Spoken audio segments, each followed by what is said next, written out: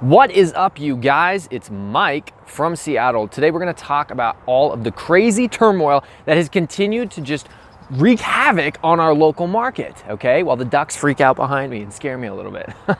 So we've had a continuation of new houses going on the market, hitting all-time highs, and I'll get into the specific statistics soon. We've had interest rates continue to go up, which is killing my investment aspirations, especially in the local market where prices are so dang high. So new houses on the market, prices falling, and interest rates rising. How will this affect you, especially if you're looking to move into this area, buy your first property in this area, sell a property in this area, or invest in this area? So maybe, let me take a guess here. Maybe you're a brand new Amazon employee, or you're a programmer who's coming here to work for Microsoft, or heck, you got a really great job as an engineer at Boeing, or maybe it's been your dream to work at Starbucks for whatever reason, and you're moving to the Seattle area and you're wondering, what should I do? Should I buy? Should I rent? Should I get a condo? Should I get a house? Where should I live? What part of town? What is this local market doing? I have all of that information for you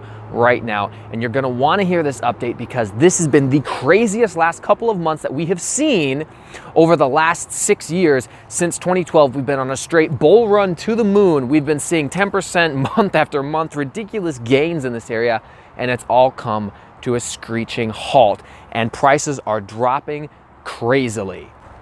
Okay, so since September, the statistics that I'm going off of are good through September of this year, even though it's October. October statistics haven't come out yet. So the statistics I'm going off of are from September.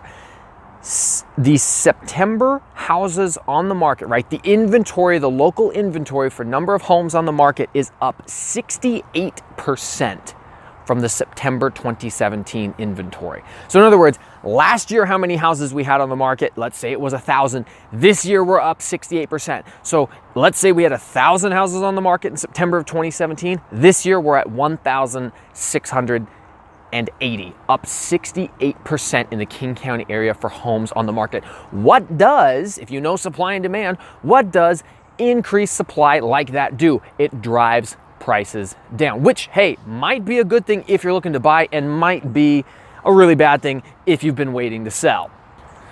I'm sure if you're paying attention to the news, you've seen that the Fed has chosen to raise interest rates again just a couple weeks ago. After they raised it just a few months ago, they're planning to raise it again in December and then again in the following March. So we've had a ton of interest rate hikes, which is really killing your overall monthly mortgage payment, especially if you're looking to have investment properties, which is what I'm doing, looking to purchase my first duplex. Literally, as we speak, I'm shopping the market. Well, not literally this second, but that's what I was doing like 20 minutes ago. Interest rates locally went from 3.7% a year ago to averaging about 4.5% right now. All of the different quotes that I received from the 6 lenders that I got quotes from last week quoted me between 4.78% and 5.3%. And I even had one guy way out there at 6%. So interest rates are crushing, absolutely crushing profit margins for investment properties in this area, which is why we're seeing duplexes and triplexes sit on the market for longer and longer periods.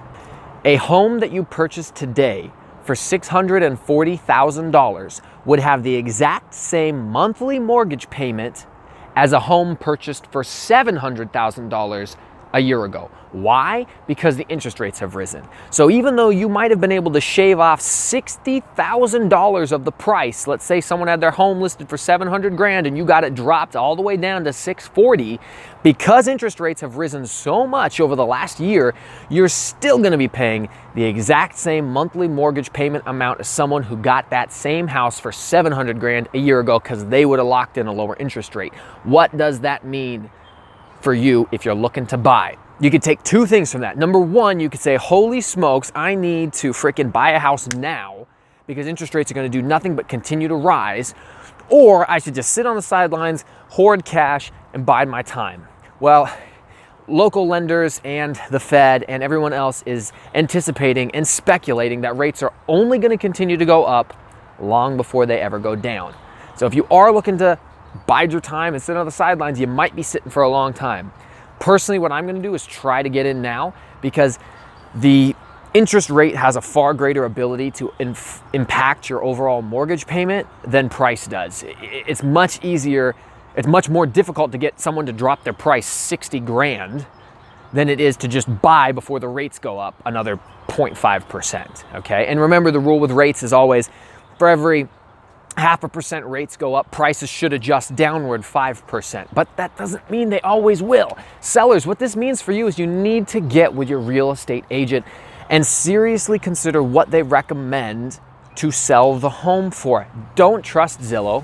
So local Seattle sellers, if you're looking to sell your house, I highly, strongly recommend that you find a real estate agent who's willing to do their homework, take a look at what's happening, and not price where you think you should be because, well, the comps for the houses that were sold recently in this area were at this number, this is what I should be able to sell it at. You probably won't. The market has shifted so drastically over just the last couple of months that it's going to be very difficult to actually get your house to sell for what something was selling for 2 or 3 months ago. You're going to have to undercut it a little bit.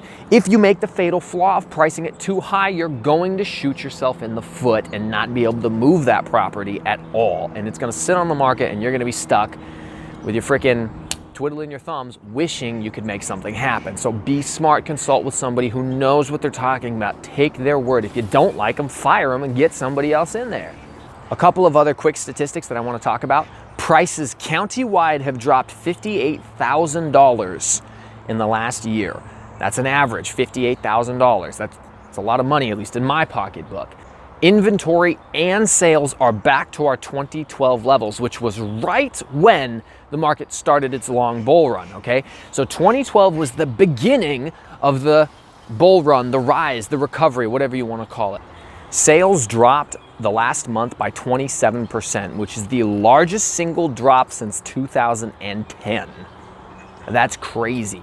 It's been 8 years since we've seen this type of activity in the market. And what was happening in 2010? The market was on its way to rock bottom. Guys, I really hope that this information is helpful to you. Honestly, the biggest things that I would suggest, the decision you're gonna have to make, whether you consult with a financial advisor, your real estate agent, your friends, your family, your spouse, whatever it is, if you're looking to buy, I would recommend you probably wanna buy now. That's what I'm doing. I'm taking my own advice. I'm looking to get into my first investment property now. The reason being, rates are going to continue to rise. They're scheduled to raise 2 more times over just the next 5 or 6 months. That simple raise in interest rate is going to transfer into hundreds of thousands of dollars worth of additional money on whatever loan that you may end up getting.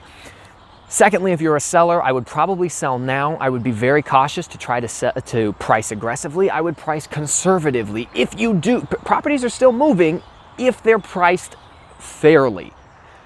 Sellers have been a little bit greedy in this area in the past, and I hate to call you out for being greedy because I do agree you should be able to get what your property is worth. And if people want to bid it up and get it flying up like that, great, I'm happy for you. But at the same time, now is not the time to be hoping for more and saying, well, let's just price it at 600 grand and maybe someone will buy it. You need to price intelligently.